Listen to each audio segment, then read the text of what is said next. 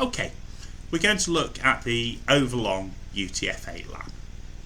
So we'll start by launching the lab and trying a basic XSS payload. And this doesn't appear to have executed, and if we check the source code, we can see that the less than and greater than have been escaped, so they won't have a syntactic meaning in the HTML. So what we're going to have to do is find a way to bypass this sanitization. And to start looking into that, we'll have a little look in DevTools. I'm just going to refresh so the network request will appear. And we look at the headers, and we've got this content type response header, which says it's text HTML, and the char set is UTF-8. Now UTF-8 is a very common way of encoding Unicode characters as a byte stream. It's widely used online, and we'll have a little look at the Wikipedia page for this. And this table here summarizes the real guts of UTF-8 encoding. And the key thing to realize is that it's a variable length encoding. So code points 0 to 7F are encoded as 1 byte, and then from there 80 up to 7FF are 2 bytes, and beyond that there are 3 and 4 byte encodings. Now this introduces a potential risk because we can have overlong encodings. If we try and encode a code point in this range as 2 bytes, what's going to happen? Now the specification is very clear that any compliant parser must reject overlong encodings, but specifications are just text. There's a real risk that we will come across an implementation that's non-compliant. So let's look at building an overlong encoding of the less than sign. And if we look at the ASCII table, less than is in hex is 3C. So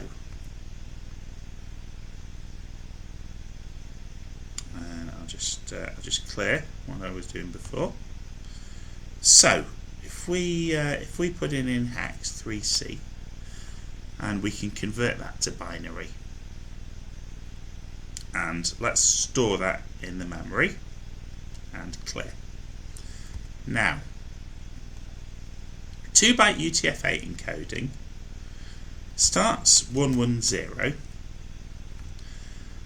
and the top 5 bytes of this, we've only actually got 6 bytes. The top 5 are implicitly 0, so 1, 2, 3, 4, 5. Then the second byte begins 10, and then these 6 bits, so 11, 11, 00. Okay, and we can see in hex that is C0BC. So let's go back to the lab. Now in the URL, we can use URL encoding, so we can say %C0 %BC. And something different has happened. If we look in the source, you can see that we have successfully got a less than sign through. Now greater than is 3E. So let's go back here. So we've got the greater than sign. Now to do the long encoding, we'll do %C0, and then instead of BC it'll be %BE.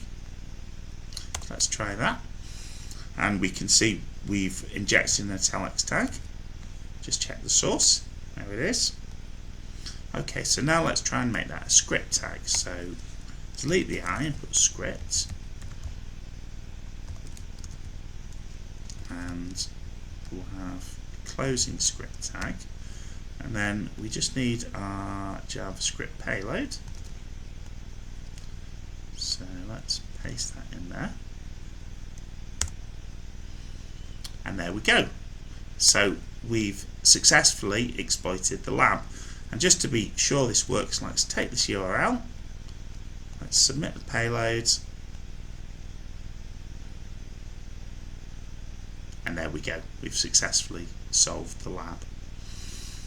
So this technique of overlong UTF-8 encoding can be very powerful.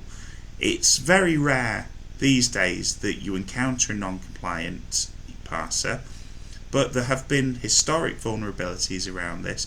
There was a very serious flaw in IIS years ago that allowed remote code execution, and that was exploited by the SadMind worm. So while it's rare, it certainly can happen, and that's how you exploit it.